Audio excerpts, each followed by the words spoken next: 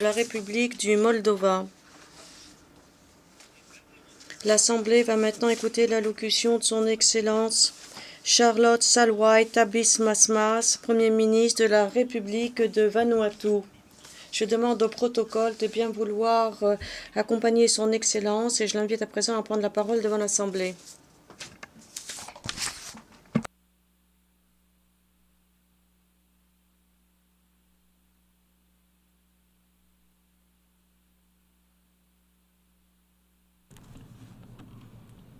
Monsieur le Président, Excellence, chef d'État et de gouvernement, Monsieur le Secrétaire général, Mesdames et Messieurs les délégués, Mesdames et Messieurs, j'ai le grand honneur de m'adresser à cette immense Assemblée au nom du gouvernement et du peuple de la République de Vanuatu. Monsieur le Président, je me joins aux orateurs précédents pour vous adresser mes sincères félicitations pour votre élection à la présidence de la 79e session de l'Assemblée générale. Vous pouvez compter sur le soutien de la coopération de ma délégation pour diriger les travaux de cette auguste Assemblée. Le Vanuatu se félicite du thème de cette 79e session. Ne laissez personne de côté. Agir ensemble pour promouvoir la paix, le développement durable et la dignité humaine pour les générations présentes et futures, car il aborde les défis mondiaux de notre époque. Monsieur le Président, 79 ans après la création des Nations Unies, nos efforts collectifs pour créer un monde meilleur pour les générations actuelles et futures ont tout simplement décevant. Il est alarmant de constater qu'après toutes ces années, nous continuons d'être en proie de multiples crises mondiales qui sapent la promesse de la Charte des Nations Unies et laisse de côté nos peuples, en particulier les plus vulnérables. Le Vanuatu salue le dernier rapport du secrétaire général des Nations Unies qui met en évidence le fait que nous sommes loin d'atteindre nos objectifs en matière d'ODD, d'où la nécessité d'accélérer les actions visant à intensifier la mise en œuvre de l'agenda 2030 et les objectifs de développement durable. Le rapport avertit que nous risquons de franchir un seuil de température dangereux au cours des 10 prochaines années. C'est pourquoi le Vanuatu a sollicité un avis consultatif de la Cour internationale de justice afin d'obtenir des éclaircissements sur les obligations juridiques des États en matière de changement climatique, une initiative qui a suscité une attention mondiale sans précédent. Les 91 soumissions écrites d'États et des organisations reçues par la Cour dans le cadre de cette procédure est née de notre résolution consensuelle de l'année dernière, démontre l'importance cruciale de la clarté juridique sur les obligations et les responsabilités des États en matière de climat. Ceci ne vise pas à blâmer ni à stigmatiser un pays en particulier. Elle cherche à mettre en évidence les règles du droit international existantes, leur implication sur toutes les nations, afin de créer une base solide pour une action climatique concrète et une justice climatique fondée sur une responsabilité et une redevabilité partagée. Je lance un appel à tous les membres de l'ONU, en particulier aux autres nations vulnérables face au climat, à participer à ces audiences historiques qui commencent le 9 septembre 2024. Vos voix sont indispensables pour que la Cour comprenne pleinement les répercussions du changement climatique sur les populations les plus touchées et pour que nous soyons unis dans notre engagement commun en faveur de la justice, des droits humains et d'un avenir durable. Monsieur le Président, l'économie du Vanuatu se portait bien lorsque nous avions le statut des pays les moins avancés. Après notre graduation, nos défis structurels et vulnérabilités sont restés, tandis que les coûts ne cessent d'augmenter. Nous réitérons la nécessité pour nos partenaires de développement à nous soutenir dans la suppression progressive et prévisible des aides spécifiques aux PME. Les petites économies insulaires continuent également de faire face à de multiples crises dans un contexte de resserrement des conditions financières et des hausses des coûts d'emprunt. Cela a accru les risques de surendettement et a réduit notre capacité à investir dans la reprise.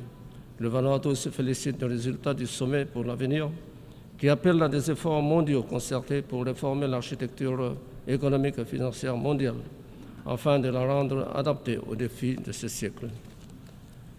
Nous appelons à des réformes profondes des institutions de Bretton Woods pour restructurer le système monétaire et financier international afin qu'il reflète les réalités et les défis mondiaux en évolution, y compris la mise en place d'un mécanisme international de restructuration des dettes souveraines pour résoudre les crises d'endettement actuelles dans les pays en développement et en particulier ceux les plus vulnérables.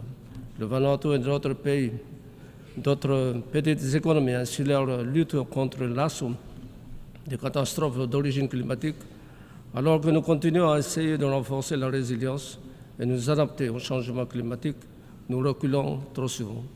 Le Vanuatu perd plus de la moitié de son PIB à chaque fois qu'un cyclone sévère frappe. Nous avons connu 5 cyclones violents au cours des 3 dernières années. Le dernier rapport du Fonds d'adaptation estime que le déficit de financement de l'adaptation se situe entre 194 et 366 milliards de dollars par an. En tant que pays en première ligne de catastrophes climatiques fréquentes et croissantes, Vanuatu appelle à un nouvel objectif de financement qui accélère la transition vers l'abandon des énergies fossiles, renforcera la résilience et traitera de manière réaliste les pertes et dommages.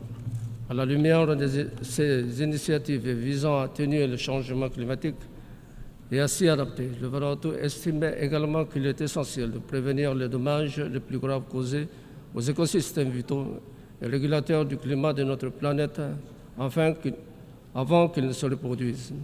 C'est pour cette raison que nous avons pris la décision formelle de proposer à la Cour pénale internationale un crime d'écocide indépendant. Nous remercions les délégations pour leur soutien actuel, en particulier Fidji et Samoa pour leur coparrainage de la proposition. Nous reconnaissons que cette initiative bénéficie d'un soutien large et croissant dans le monde. Monsieur le Président, le Vanuatu et de nombreux pays insulaires du Pacifique ont été confrontés à de multiples retraits de correspondants bancaires qui ont limité les flux financiers, notamment en retardant le transfert des fonds de développement internationaux et des fonds d'aide humanitaire et de secours en cas de catastrophe, et en décourageant aussi les investissements du secteur privé. Et ce, malgré de réels efforts pour améliorer et appliquer les réglementations nationales en matière de blanchissement d'argent et de financement du terrorisme. Il est essentiel de préserver un accès ininterrompu aux services financiers internationaux pour accéder les paiements transfrontaliers, y compris les envois de fonds et les recettes d'exportation. Nous saluons les efforts déployés par la Banque mondiale ce mois-ci pour soutenir les pays des îles du Pacifique dans la gestion de cette problématique et notre enjeu. Monsieur le Président, en 2019, le Vanuatu a présenté son premier examen national volontaire, mettant en évidence un message positif du progrès malgré une vulnérabilité extrême aux catastrophes liées au climat. La présentation du deuxième examen national volontaire cette année au Forum politique de haut niveau a mis en évidence des défis importants dans notre poursuite du développement durable. Nous subissons des cyclones tropicaux de plus en plus fréquents et intenses, aggravés par les répercussions de la pandémie Covid-19, sans qu'une issue claire soit en vue. La perspective de futures catastrophes reste toujours présente. Le gouvernement et le peuple du Vanuatu ont dû continuellement s'adapter et renforcer leurs mécanismes de résilience pour atténuer les effets de ces menaces et perturbations persistantes. Monsieur le Président, la réalisation des ODD n'est pas seulement une aspiration, mais une nécessité pour nous. Le sommet 2023 sur les ODD a vu l'adoption d'une déclaration politique forte et a lancé une nouvelle phase d'action accélérée pour réaliser les ODD d'ici 2030. En juillet de cette année, la convocation d'un forum politique de haut niveau, une fois de plus, sert de plateforme pour le suivi et l'examen de l'agenda 2030 pour le développement durable. dans le but de galvaniser un véritable changement transformationnel pour atteindre des objectifs de développement durable. Plus encore, la récente convocation du sommet de l'avenir vise à rallier un soutien collectif afin de concrétiser plus rapidement et plus intelligemment l'agenda 2030, le programme d'action d'Addis Abeba et l'accord de Paris sur le changement climatique. J'espère que les réformes mises en avant dans le pacte de l'avenir permettront de rétablir la confiance dans le système multilatéral. Le pacte pour l'avenir nécessite une volonté politique pour mener des actions transformatrices qui ouvriront la voie à un avenir plus radieux pour tous. Monsieur le Président, le financement est le carburant du développement. Pourtant, le manque de financement est au cœur de notre capacité à réaliser de réels progrès dans la réalisation des objectifs du millénaire pour le développement. Nous restons en première ligne d'une urgence climatique qui non seulement menace notre développement durable, mais qui, faute d'alternatives abordables, nous oblige à nous endetter à des niveaux insoutenables pour financer le redressement après une catastrophe naturelle. L'architecture financière internationale doit être réformée pour répondre aux défis urgents d'aujourd'hui. Nos différents besoins doivent être intégrés dans le système économique financier mondial afin qu'il soit inclusif, plus équitable et plus réactif à tous. Il s'agit notamment de mettre en place un soutien et des solutions sur mesure qui facilitent également l'accès à des financements abordables et à long terme, tout en répondant à la diminution des relations bancaires correspondantes.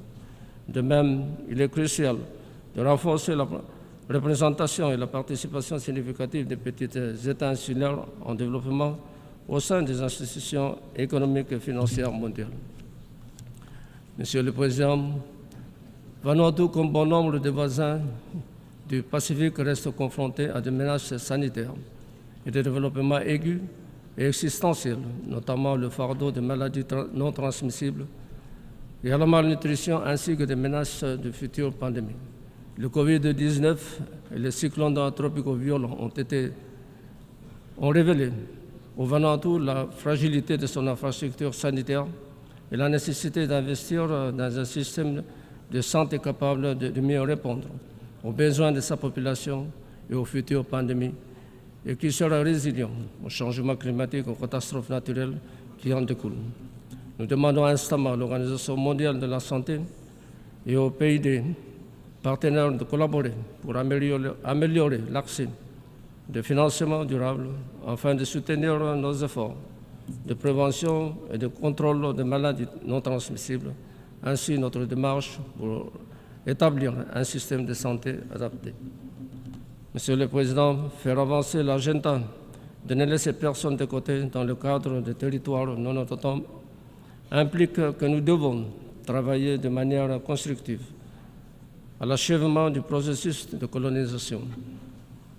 Récemment, les premiers peuples de la Nouvelle-Calédonie ont exprimé leur insatisfaction quant à la conduite du troisième référendum sur l'indépendance politique vis-à-vis de la France. Cela a conduit à des émeutes causant plusieurs décès et perturbant l'activité économique. Il est essentiel de reconnaître et respecter le droit des premiers peuples sur leurs terres, leurs océans et leur culture. J'ai encouragé les premiers peuples de la Nouvelle-Calédonie à collaborer avec la France pour discuter de leur avenir politique. En attendant, la Nouvelle-Calédonie doit demeurer sur la liste des territoires à décoloniser. Dans le même ordre d'idées, nous appelons à ce que les droits des premiers peuples de la Papouasie occidentale sur leurs terres coutumières, leur culture soient respectés. Je plaide pour qu'ils collaborent avec le gouvernement indonésien afin de relever leurs défis et obtenir une plus grande autonomie pour une participation accrue au processus décisionnel. Monsieur le Président, pour parvenir à un développement durable, nous avons besoin de la paix. Aujourd'hui, certaines régions du monde ne sont pas en mesure de bénéficier d'un développement durable en raison de l'incapacité des Nations Unies à maintenir la paix et la sécurité internationale.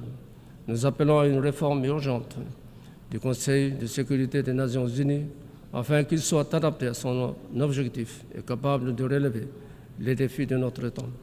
Nous sommes profondément préoccupés par la plus grande menace pour la paix et la sécurité internationale que représente la persistance des armes nucléaires.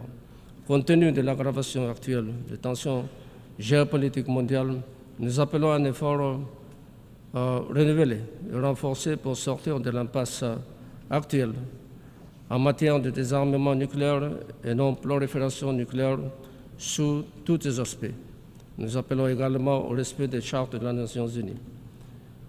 Dans le monde fracturé et polarisé aujourd'hui, nous devons accélérer nos efforts pour travailler ensemble et rétablir la confiance dans le système multilatéral, au centre duquel se trouvent les Nations Unies. Le sommet de l'avenir nous offre de l'espoir et nous devons passer de la rhétorique à des actions plus concrètes sur le terrain. Nous avons besoin de paix pour faire progresser le développement durable et la dignité humaine pour les générations actuelles et futures. Il est essentiel d'agir sur le financement comme moteur du développement. Je vous remercie.